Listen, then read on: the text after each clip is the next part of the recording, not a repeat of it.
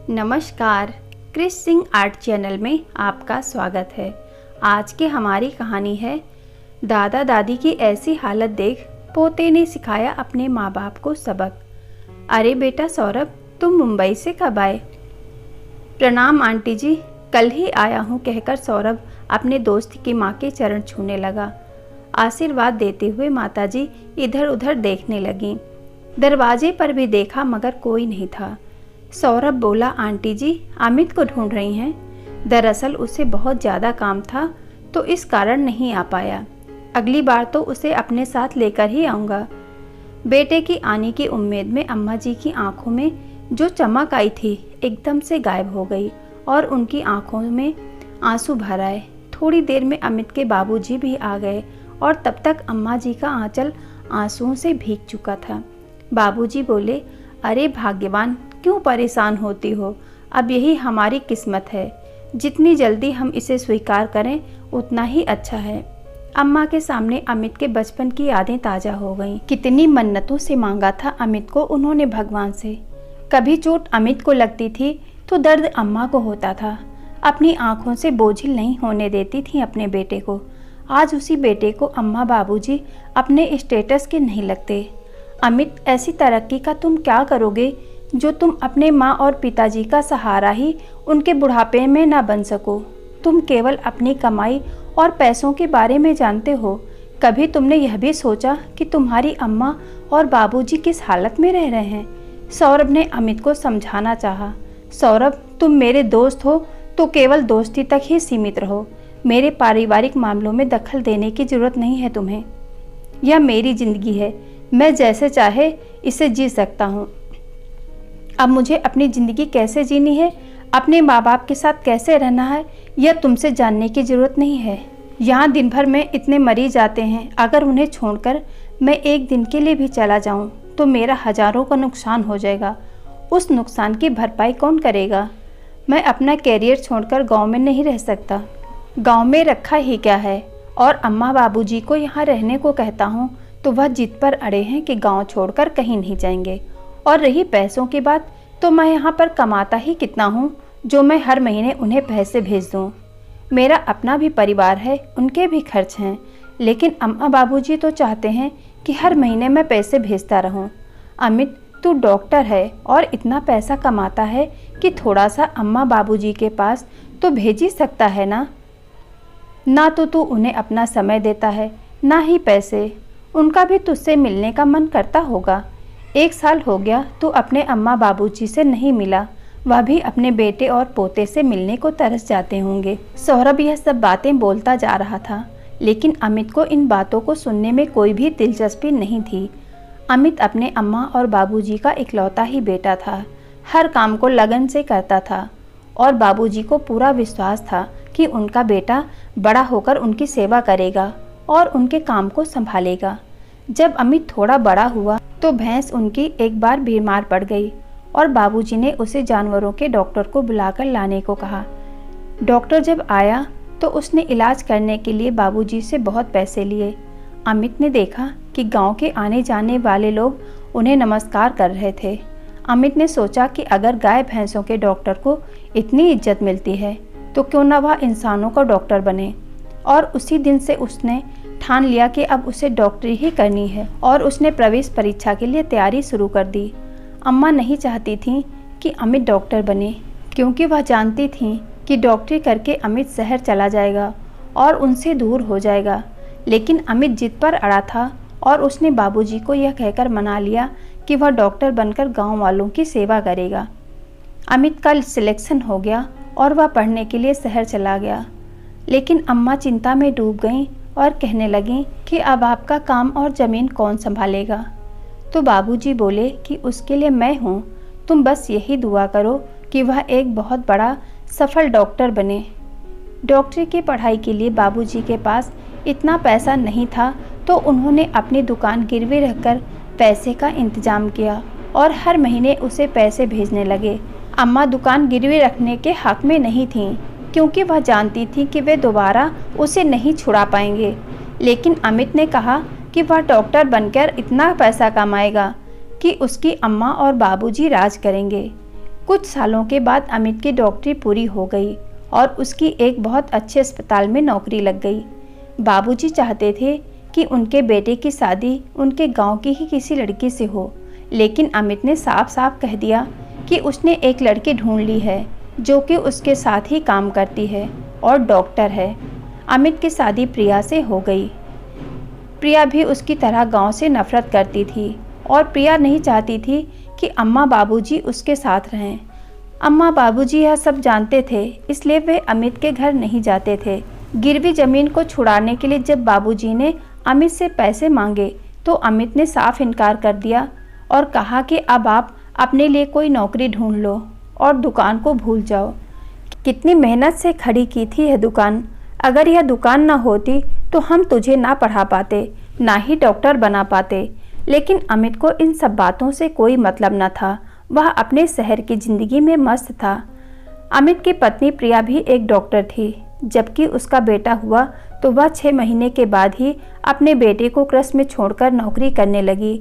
अम्मा जी चाहती थी कि वह अपने पोते को अपने हाथों से पाल पोस कर बड़ा करे, लेकिन प्रिया ने तो ठान रखा था कि वह अपना बेटा गंवार लोगों के हाथ में नहीं देगी। इसलिए अम्मा बाबूजी जब भी शहर आने का नाम लेते तो वह कोई ना कोई बहाना बना देती थी। गांव में अम्मा याद करने लगी कि अमित का बेटा धीरज अब कुछ बड़ा हो गया होगा, अब चलने लगा होगा। कितने महीने हो गए, हमने पोते की शक्ल भी नहीं देखी। बाबूजी कहने लगे, हमने सोचा था कि अमित यहीं गांव में डॉक्टरी करेगा और हमारे साथ ही रहेगा, तो और हमारे आंगन में अमित के बेटे की किलकारियां गूंजेगी। आज आंगन सुनसान पड़ा है। अगर अमित यहाँ होता तो पूरा घर खुशियों से भर जाता। दुकान तो अमित ने रहने ही नहीं दी और अब इन हाथों में इतनी ताकत नहीं कि कहीं नौकरी कर लूं। अम्मा बाबूजी की तबीयत अब ज़्यादा खराब रहने लगी थी। अमित को जब सौरभ ने अम्मा बाबूजी की हालत के बारे में बताया तो वह कुछ पैसे उन्हें भेजने लगा, क्योंकि प्रिया माँ बाबूजी को अपने साथ रखने को तैयार नहीं थी। लेकिन वह पैसे उनके लिए काफ़ी नहीं थे। डॉक्टर बेटे के माँ बाप अब गरीबी की हालत में रहने पर मजबूर हो गए। उनकी हालत बिगड़ते देख रिश्तेदारों के डर से अमित उन्हें शहर तो ले आया, लेकिन प्रिया ने उन्हें अपने घर में आने से साफ इनकार कर दिया और अमित से बोल दिया कि वह उन्हें वृद्ध आश्रम छोड़ आए। देखते ही देखते अम्मा बाबूजी की ज़िंदगी पूरी तरह से उजड़ गई। वृद्ध आश्रम वाले सोचने लगे, यह कैसी विडंबना है कि डॉक्टर बेटे के माँ बाप वृद्ध आश्रम में रहने को मजबूर हैं। अमित का बेटा धीरज भी अब बड़ा हो चुका था और उसे भी उन्होंने डॉक्टर बनाने का ही सोचा हुआ था। उसे डॉक्टरी करने के लिए उन्होंने विदेश भेज दिया। अमित ने अपनी सारी जमा पूंजी लगाकर और कुछ कर्ज लेकर अपने बेटे धीरज के लिए एक बहुत बड़ा अस्पताल खोला। जब धीरज विदेश से पढ़ लिख कर भारत लौटा तो उन्होंने उसे एक सरप्राइज़ के तौर पर उनका अस्पताल दिखाया, लेकिन धीरज ने साफ साफ कह दिया कि वह भारत में रहने के लिए तैयार नहीं है, वह विदेश में ही सेटल होना चाहता है। अमित और प्रिया दोनों जैसे सुन्न हो गए। धीरज, तुम यह क्या कह रहे हो? प्रिया बोलने लगी, मैंने तो सोचा था हमारा बेटा बड़ा होकर हमारा नाम रोशन करेगा, हमारे अस्पताल को आगे बढ़ाएगा, लेकिन तुमने हमें एक पल में पराया कर दिया। बेटा, हमारे देश में क्या बुराई है? सब कुछ तो है यहाँ पर, सभी तरह की आधुनिक सुविधाएं हैं। लेकिन माँ, मैं विदेश की ही एक लड़की से प्यार करता हूँ और मैंने उससे शादी करने का फैसला कर लिया है। अब मेरे फैसले को कोई नहीं बदल सकता। मैं यहाँ नहीं रहूँगा तो मतलब नहीं रहूँगा। मेरी कल की फ़्लाइट बुक है और मुझे कल ही निकलना होगा। धीरज ने अपनी बात स्पष्ट तौर पर कह दी। अमित और प्रिया दोनों को जैसे काटो तो खून नहीं, उन्हें अपने कानों पर विश्वास नहीं हुआ। धीरज, तुम्हें सेटल करने के लिए हमने इतना बड़ा कर्ज उठाया है, अपनी ज़िंदगी भर की कमाई हमने दांव पर लगा दी और अब तुम ही हमें छोड़कर जा रहे हो। क्या कमी थी हमारी परवरिश में जो तुमने हमें यह दिन दिखाया? प्रिया के हाथ पैर सुन्न हो गए और बोली, मैं तुम्हारे बिना नहीं रह सकती मेरे बेटे। धीरज बोला, आप शुरू से तो मेरे बिना ही रह रही हैं ना। मुझे तो आपने कृषि में छोड़ दिया था जिस समय मुझे आपकी सबसे ज़्यादा ज़रूरत थी। उस समय तो आप अपने काम में व्यस्त थीं। मेरे लिए ना तो पिताजी के पास समय था, ना ही आपके पास, और दादा दादी को आपने कभी मुझसे मिलने ही नहीं दिया। अगर मेरे बिना आप दोनों का मन नहीं लगता तो आप भी वृद्ध आश्रम में जाकर रह सकते हैं। वैसे भी दादा दादी भी तो वृद्ध आश्रम में ही रह रहे हैं, तो आप क्यों नहीं? यह बात सुनकर जैसे प्रिया के पैरों तले जमीन खिसक गई। उसके सामने अम्मा और बाबूजी की तस्वीर आ गई। उसे लगा जैसे धीरज के रूप में उनके अपने ही कर्म उनके सामने आ गए हैं। प्रिया गहरी सोच में डूब गई। इसके आगे और कुछ न बोल पाई और अपने कमरे में चली गई। अमित भी आज ऐसा ही महसूस कर रहा था जैसे उस पर किसी ने घड़ों पानी डाल दिया हो। आज उसे उसका दोस्त सौरभ याद आ रहा था, जो हर पल उसे उसके कर्तव्य याद दिलाता था, परंतु उसने दोस्त की कभी भी नहीं सुनी। थोड़ा संभलने के बाद अमित और प्रिया ने फैसला लिया कि वह वृद्ध आश्रम जाएंगे।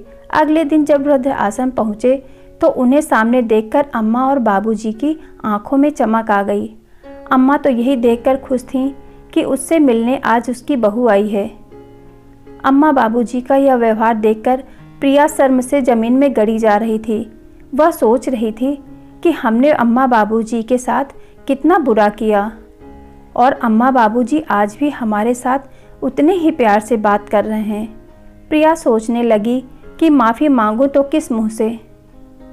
प्रिया और अमित अम्मा बाबूजी के पैरों में गिर पड़े। हमें माफ़ कर दो अम्मा बाबूजी, हम आपके गुनहगार हैं। आज तक उसने अम्मा बाबूजी के बारे में नहीं सोचा, लेकिन आज जब वह खुद इस स्थिति में खड़ी है जिस स्थिति में उन्होंने अम्मा बाबूजी को लाकर खड़ा कर दिया था, वह उनके दर्द को समझ पा रही है। अम्मा बाबूजी की जर्जर हालत देखकर प्रिया और अमित अपने आप को कसूरवार मान रहे थे। बाबूजी, आप और अम्मा अब हमारे साथ ही रहेंगे। बहुत सह लिया आपने इस उम्र में, अब और नहीं। अमित और प्रिया अम्मा बाबूजी को अपने घर ले आए। घर आकर देखा तो सामने धीरज खड़ा था। प्रिया और अमित के चेहरे पर मुस्कान आ गई। हैरान होते हुए प्रिया ने पूछा, बेटा तेरी तो आज की फ़्लाइट थी। मेरी कोई फ़्लाइट नहीं थी और मैं अपने ही देश में रहना चाहता हूँ और यही आप सबके साथ जीवन जीना चाहता हूँ। मैं जानता था कि आप दोनों दादा दादी को वृद्ध आश्रम में छोड़कर आए हो। सौरभ अंकल ने आपको वृद्ध आश्रम में बात करते हुए सुना था।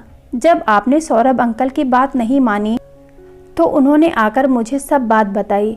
जब मुझे पता चला कि मेरे दादा दादी वृद्ध आश्रम में रहते हैं तो मेरा मन दर्द से भर उठा। मैं बचपन से ही प्यार को तरस रहा था और दादा दादी अपने बच्चों के पास रहने को। मैं जानता था कि आप दोनों मेरे समझाने से नहीं समझेंगे, इसलिए मैंने यह सब नाटक किया ताकि आप समझ सकें कि माँ बाप का बच्चों के बिना क्या हाल होता है। मम्मी पापा, मैं बरसों से अपने दादा दादी का प्यार पाने को तरस रहा था। मेरी बरसों पुरानी इच्छा अब पूरी होने जा रही है। अब मैं अपने मम्मी पापा और दादा दादी के साथ मिलकर प्यार से रहना चाहता हूँ। पोते की बातें सुनकर अम्मा बाबूजी फूले नहीं समा रहे थे। प्रिया और अमित के चेहरे पर भी आज गर्व भरी मुस्कान थी।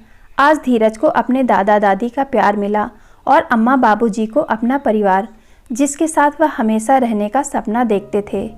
माँ बाप हजारों तकलीफ़ें सहन करके अपने बच्चों को बड़ा करते हैं, ताउम्र अपने बच्चों को दिल से लगाकर उनकी हर मुसीबत को हर लेते हैं, यहाँ तक कि अपने सपने और खुशियाँ कुर्बान कर देते हैं और बच्चों की खुशी के लिए जीते हैं।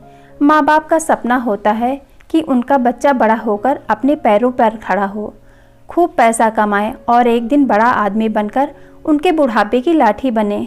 लेकिन वही बच्चे बुढ़ापे में अपने माँ बाप को बेसहारा छोड़ देते हैं। लेकिन सच तो यह है कि माँ बाप का परिवार अपने बेटे बहू और उनके बच्चों के साथ मिलकर बनता है। केवल पैसे की कमी पूरी कर देना ही काफ़ी नहीं है, बल्कि अपने माँ बाप के साथ हमेशा रहोगे, यही चीज़ उन्हें खुशी देती है, जो उनके चेहरे की चमक बनकर दिखती है। प्लीज़ वीडियो को लाइक करें, शेयर करें और ऐसी ही प्रेरणादायक कहानियों के लिए चैनल को सब्सक्राइब करना ना भूलें। हमारा मनोबल बढ़ाने के लिए कमेंट करके बताएं कि आपको कहानी कैसी लगी। धन्यवाद।